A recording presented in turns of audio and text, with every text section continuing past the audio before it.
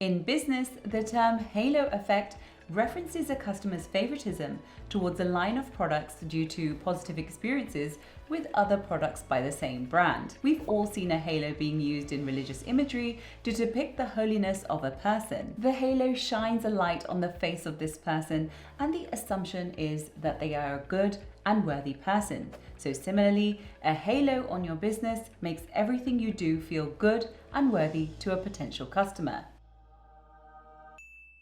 Take the brand Dyson, for instance. Dyson is a well-known British home appliance manufacturer, known especially for the impressive lineup of vacuum cleaners. Dyson's DC-1 model, which was first released in the early 90s, was based on a new-to-market cyclone technology, and it totally changed the face of vacuum cleaning with its transparent bagless units. We've all seen them. I believe the halo effect of Dyson's massive disruption of the vacuum market in the 90s and the subsequent delight they were able to generate amongst the customers of their Dyson's vacuum has supported the brand's successful move into fans, heaters, and now hairdryers. Despite their products often being the most expensive in the marketplace, their turnover is climbing steadily year on year. The Dyson brand halo effect dictates that whenever they launch something new, customers assume the technology is sound and the new line of products is worth buying, despite the expense. With us all being in business here, I think it's a safe space to admit that understanding how we can create somewhat of a halo effect for our brands would be awesome. As much as I would love to give you a play-by-play action, the truth of the matter is that something like a halo effect happens organically, and so it's impossible to predict what will or will not resonate with your customers. What I can do though is share with you ideas of different things that can help you make the magic happen. Let's get started. First things first, this is a non-negotiable. Identify your customer identities. In our business, we like to do an annual audit of the type of customers that are buying from us. We actually list this in a detailed document called a buyer persona.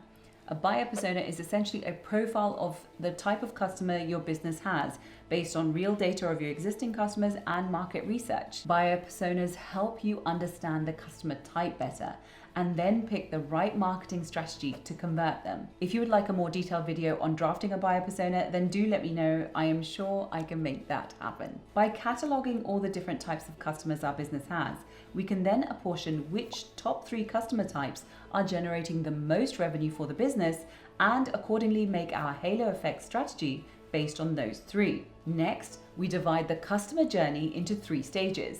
The stages of pre-purchase, purchase, and post-purchase, and detail what our business does generally in each of those phases. I recommend you do the same. Pre-purchase are all the actions we take to attract the customer to the business and then prepare them for the purchase. For us, this usually constitutes of advertising campaigns, which are then supported by social media and the business website. Both of these portals encourage and facilitate the customer to reach out to us. We then have some automated sequences to keep the customer engaged until both parties are ready to talk details.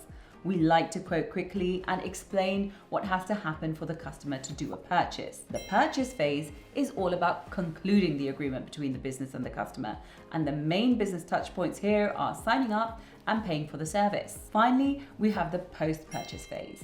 This is all about the time from the customer signing up to the delivery of their product or service. For us, this means keeping customers informed of the progress of their order, keeping lines of communication open, and then professionally executing the order as agreed. Okay, so far we have your hero customer personas built. Then we have everything your business is currently doing during your customer journey phase of the pre-purchase, purchase, and post-purchase.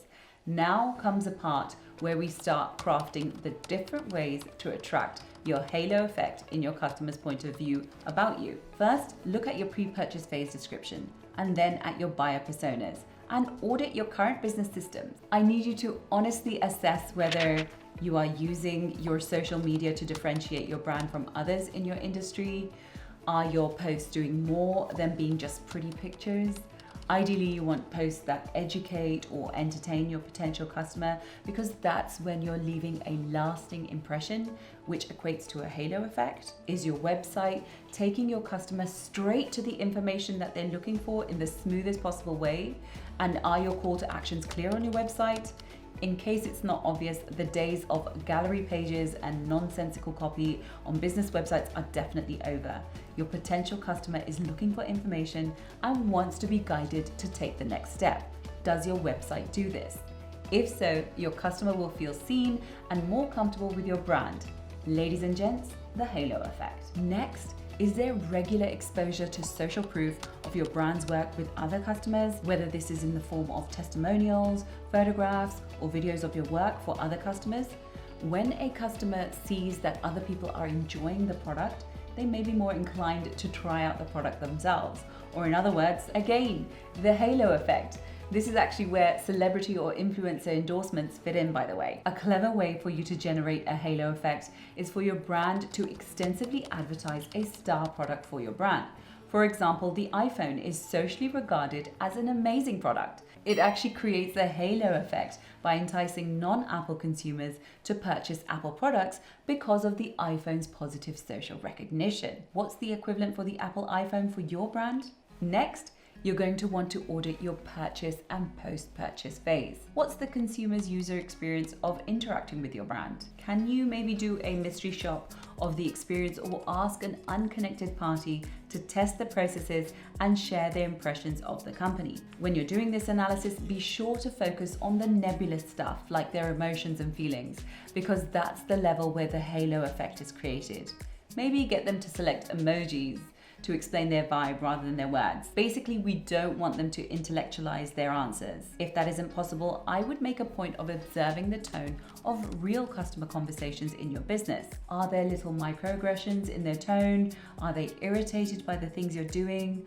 Or maybe they mentioned their pleasant surprise at your efficiency. Anything that is lowering the tone of the interaction between you and the customer needs to be worked on. Anything that elevates the mood needs to stay and be made part of the business standard operating procedures. If the customer is left with a halo effect of lasting memories of your brand after concluding business with you, you potentially have a brand evangelist. A brand evangelist is someone who loves your brand so much so that they regularly promote it to others. See, potential customers often rely more on the word of mouth than traditional advertising, making brand evangelists a valuable asset for businesses like ours. As I mentioned before, we can't force a halo effect for your business, but we can sure do a lot to increase the chances of it. It's definitely in your interest to action as much as you feel comfortable within your business, because in the absence of a halo effect, you don't want to inadvertently be creating the horns effect, otherwise known as the reverse halo.